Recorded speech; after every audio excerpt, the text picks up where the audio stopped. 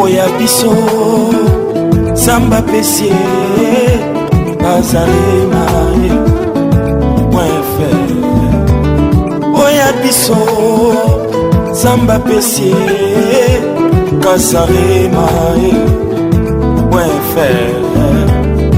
olingi kokumisa nzambe Kazarema olingi kopambola nzambe Kazarema olingi bakrit na yo eleka Kazarema kumisa nzambe mpona sika Kazarema. Bonjour et bienvenue encore, bien-aimés dans le Seigneur, frères et sœurs en Christ, vous qui nous suivez dans tout le monde entier, dans les 4 coins du monde, dans les 5 continents. Vraiment, nous vous en remercions. Merci encore de vous savoir si nombreux derrière vos postes de télévision, vos postes d'ordinateur. Vraiment, merci encore. Vraiment que Dieu vous bénisse. Vous nous suivez sur www.kazarema.fr et vous aurez aussi cette occasion de nous suivre sur Congo Number One, qui est notre site partenaire. Eh bien, comme vous savez, c'est une série de témoignages que nous avons consacrés pour vous, nos amis téléspectateurs, avec le docteur Pierre Wapiti, qui était un ancien bras droit de Ebale Mbongue. C'est vrai, il a pratiqué la magie dans tous les sens, vraiment, mais en 1990, il a eu la grâce de recevoir le Seigneur Jésus-Christ comme son Seigneur et son Sauveur. C'est vrai que tant d'années après, il a aussi donné des témoignages, mais c'est vrai, vous le redécouvrez encore devant vos écrans à travers ces grands témoignages qu'il a fait de sa vie. Et comme il le dit souvent lui-même, le but de ce témoignage, ce n'est vraiment que pour vous édifier et pour vous éclairer, peuple de Dieu.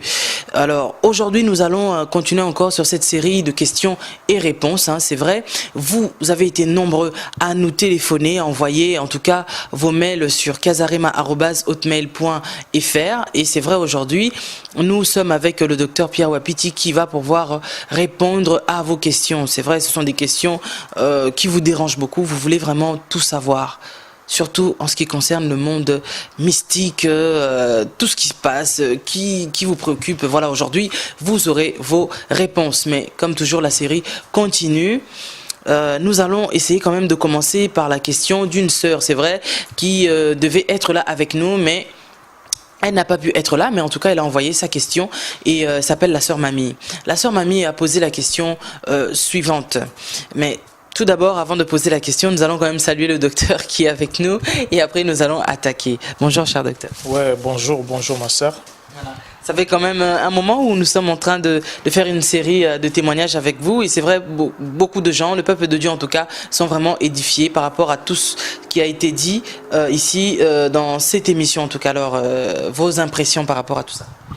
Bon, mes impressions, c'est l'émission vraiment est bien passée parce que je reçois chaque fois des téléphones de différentes personnes via Allemagne, Angleterre, Canada et qui me posent aussi des questions. Alors je vois que le peuple de Dieu vraiment a saisi cette occasion pour mieux connaître son adversaire qui est le diable. Voilà, merci beaucoup, cher docteur. Eh bien, nous allons commencer sans plus tarder quand même. Nous allons entrer dans le vif du sujet. Aujourd'hui, nous avons reçu une sœur qui s'appelle la sœur Mamie. La sœur Mamie dit ceci. Elle a un enfant qui est autiste. Elle voudrait savoir. Alors, d'après elle, cette maladie, c'est une maladie un peu spirituelle. Mais elle voudrait savoir comment aider ou comment faire sortir des enfants autistes de ce monde spirituel où ils sont coincés. Donc j'ai déjà expliqué ça au cours de mes témoignages.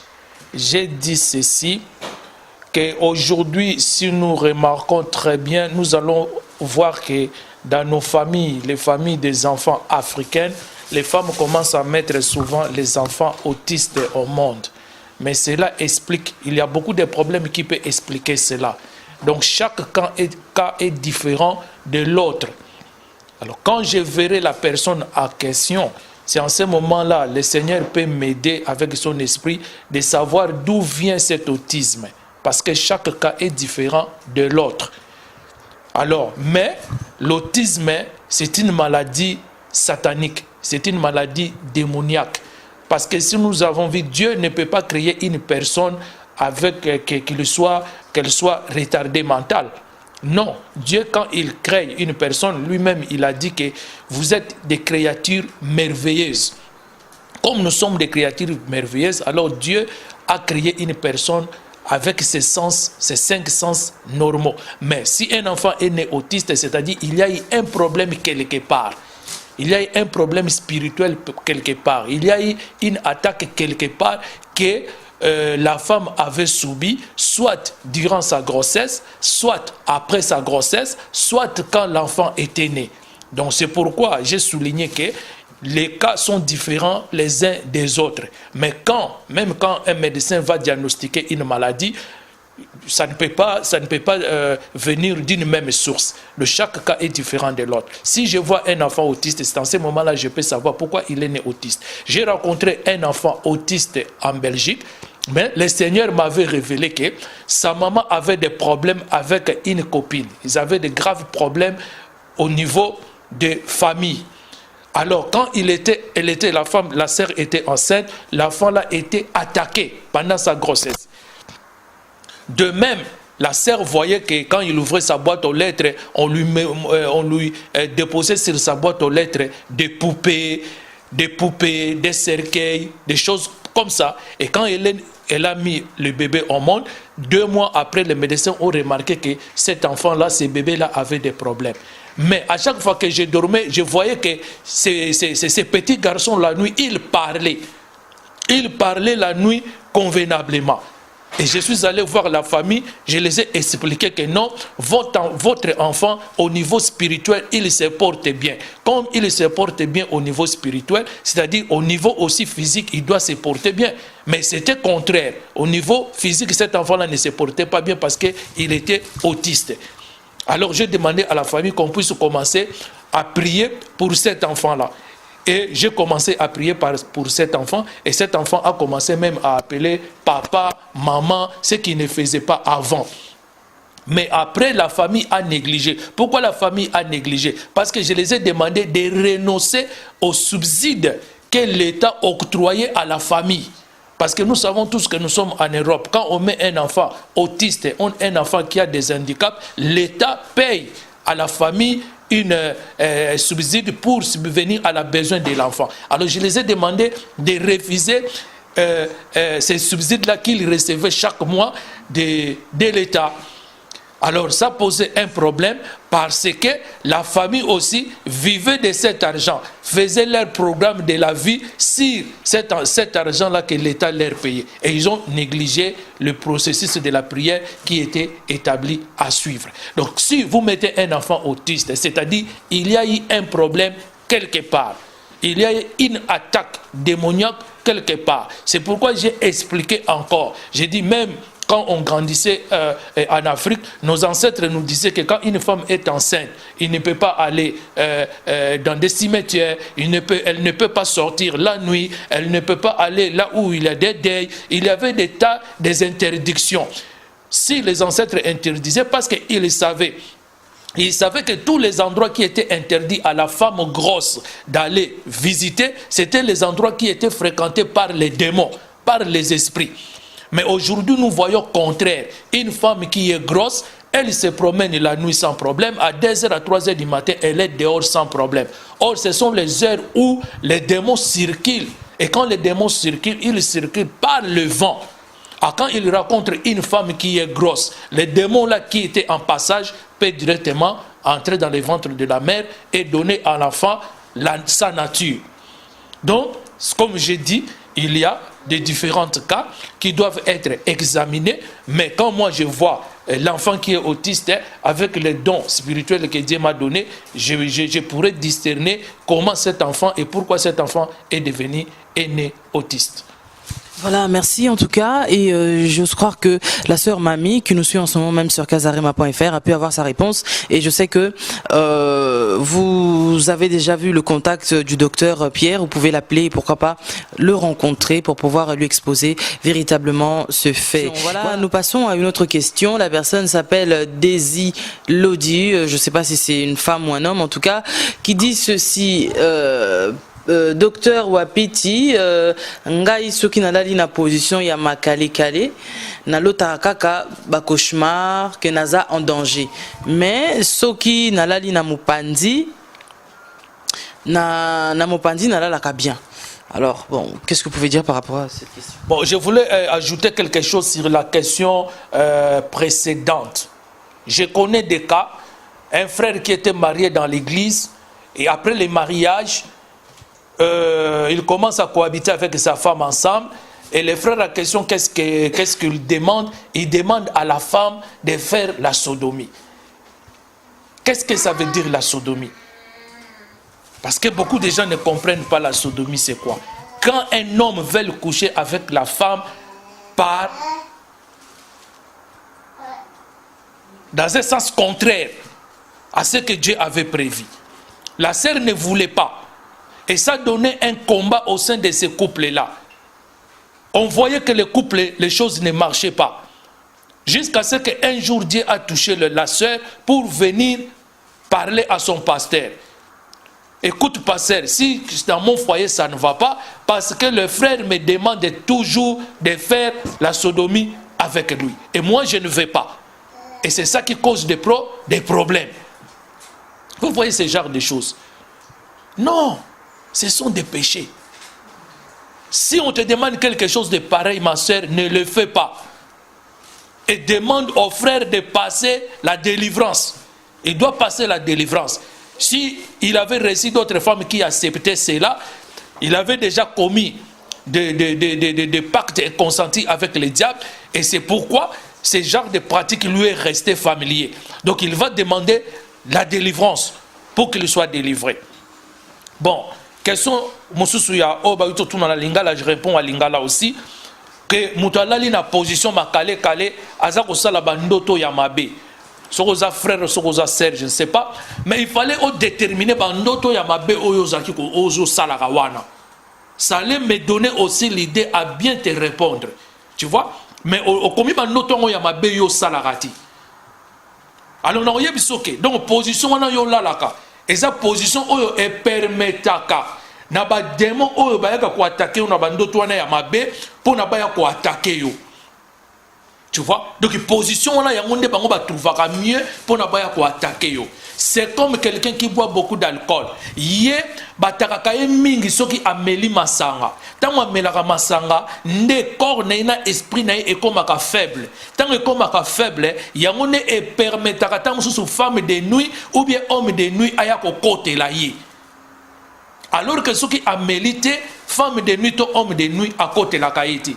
Donc homme de nuit ou femme de nuit alingaka ko na position wana oyo ke azana mulango ya masanga pour permettre ye akota aya ko sakana na nzoto nayi.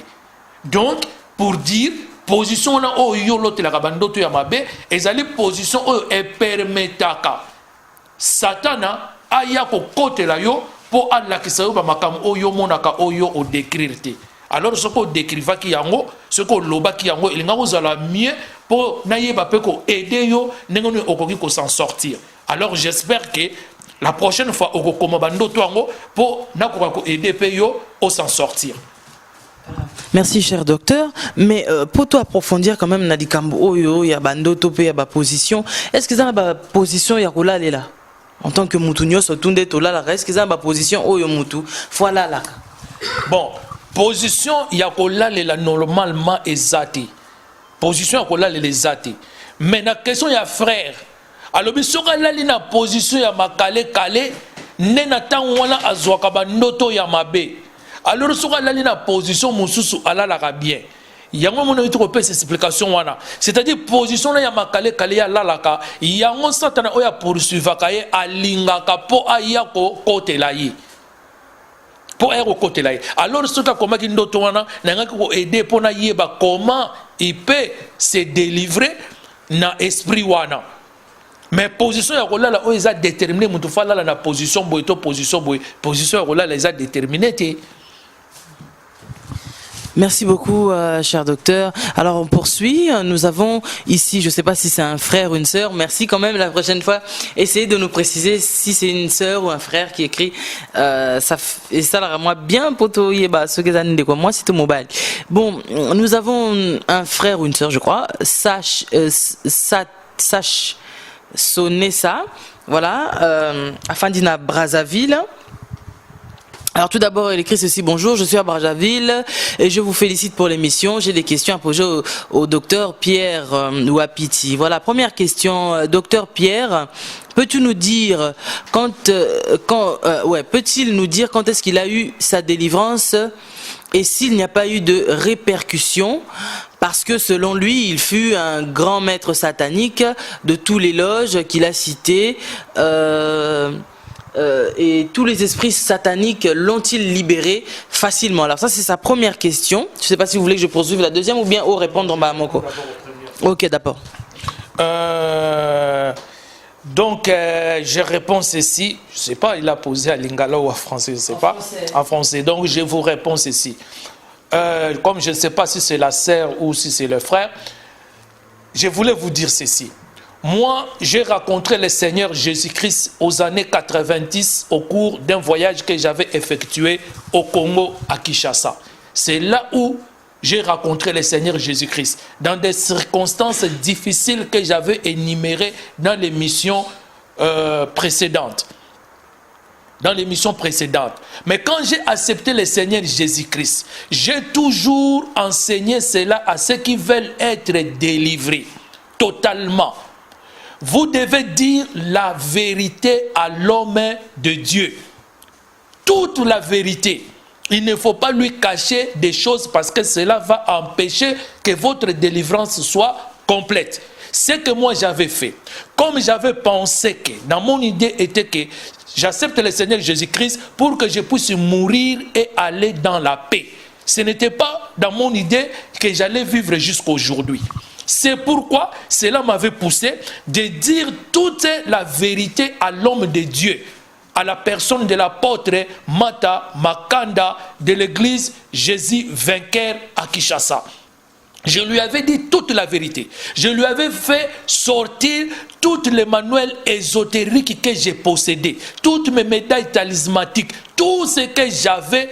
Je lui avais remis cela conformément à la parole de Dieu qui dit que ceux qui avaient pratiqué les arts magiques acceptèrent le Seigneur Jésus-Christ et amenèrent tous les livres qu'ils possédaient aux pieds des apôtres.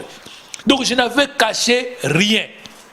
Et j'explique cela tous les jours à ceux qui veulent être délivrés dans n'importe quel domaine de leur vie. Quand j'ai accepté le Seigneur Jésus-Christ, dire la vérité. 2, il faut un homme de Dieu qui a reçu ces dons-là, qui a reçu cet aval du Seigneur pour aller délivrer ceux qui sont enchaînés dans les emprises du diable. Ce n'est pas donné à tout le monde. J'ai expliqué à l'émission précédente, au moment où je cherchais un pasteur, ma belle-mère de l'époque qui est en vie aujourd'hui et elle est ici en France, elle a laissé son pasteur à Kassavubu et elle est allée me chercher un autre pasteur à Bumbu pour ce genre de choses. Parce que ma belle-mère là savait que mon pasteur n'a pas reçu les dons d'aller faire des délivrances à des gens qui ont pratiqué ce genre de choses. Elle est allée chercher un autre pasteur. Ça c'est l'honnêteté intellectuelle. Et aujourd'hui, on n'en voit pas. Un pasteur qui n'a pas reçu les dons d'aller délivrer ceux qui sont dans la sorcellerie ou ceux qui ont pratiqué les arts magiques, mais ils font ça. Ils font ça au lieu d'aller chercher ceux qui ont reçu vraiment ces dons-là. Troisième des choses, vous devez tout abandonner, comme moi je l'ai fait. Et Attends-moi, Mouké, papa. Dernièrement, nous avons parlé avec une personne qui dit que Kindoki ou bien biloko wana ya mystique mutu so sakwe mukolo batika ngo susute Kindoki ya kimukolo donc mutatika asute. Est-ce que c'est vrai ça? C'est faux. C'est faux. C'est faux. Quand Dieu vient pour aider son peuple, il délivre les vieux, il délivre les adultes, il délivre les enfants, il délivre les vieillards. Hein? Dieu ne fait pas où je délivre que les enfants, les vieux, je les laisse mourir dans les péchés. Non, mais ce qu'on peut dire, c'est une grâce. Parce que la Bible dit, c'est par la grâce que vous êtes sauvés. C'est par les moyens de la foi. Tu vois, c'est une grâce. Peut-être l'autre n'a pas reçu cette grâce. Alors pour recevoir aussi la grâce, il faut avoir les gens aussi qui priaient pour toi. Comme moi j'avais ma mère. J'avais ma mère qui était une chrétienne authentique, ma mère qui priait chaque jour pour ma vie. Et c'est après que j'ai reçu la grâce de Dieu. Non, il ne faut pas dire que si quelqu'un est vieux, il ne peut pas abandonner soit la sorcellerie, soit la magie. Non. Parce qu'il a déjà goûté, déjà goûté, c'est tellement bon. Pour arrêter, ça devient un peu trop difficile. Non, ça c'est faux. Ça c'est faux. Ça c'est faux. C'est une question de grâce, tout simplement. C'est une question de grâce. Parce que Dieu dit, il ne veut pas la mort d'un pécheur, il veut que le pécheur puisse se repentir pour qu'il soit sauvé. Donc c'est une question de grâce. Ce n'est pas une question qu'il est vieux dans ce genre de choses, il est jeune dans ce genre de choses. Ça, tu peux être vieux, mais celui qui est moins âgé est plus puissant que toi qui es vieux. Donc là, je ne compte pas dans la sorcellerie ou dans la magie. Là, je ne compte pas. Ce qui compte, c'est les échelons que toi tu as affranchis avec le diable ou dans la sorcellerie. Voilà, merci. Nous allons poser aussi la deuxième question, mais avant, nous avons ici Amour éternel. Ça, c'est le nouvel album du groupe Gaël, Adorons l'éternel. Alors ça, c'est une production de notre partenaire Zola Production. Vous pouvez dès à présent vous procurer de ce nouvel album, en tout cas, dans votre site casarema.fr. Hein, il y a la boutique, hein, vous regardez tout en haut, vous allez voir les rubriques et vous allez voir, il y a une rubrique boutique. Cliquez dessus et vous allez tomber dans la boutique casarema-boutique.fr et ainsi vous pouvez commander votre CD Amour éternel. Franchement, il y a 11 titres exceptionnels, rien à dire. Formidable. Voilà. La deuxième question, la personne demande ceci, toujours, hein, Monsieur Sache à Brazzaville, demande, il est docteur dans quel domaine? Dans quel domaine êtes-vous docteur? Ouais, je voulais ajouter encore sur la première question que quand j'ai reçu le Seigneur Jésus-Christ, quand j'ai accepté Jésus-Christ comme Seigneur et Sauveur, j'avais des problèmes. J'avais eu des problèmes. Hein? J'avais eu des problèmes. J'ai fait la délivrance à Kinshasa.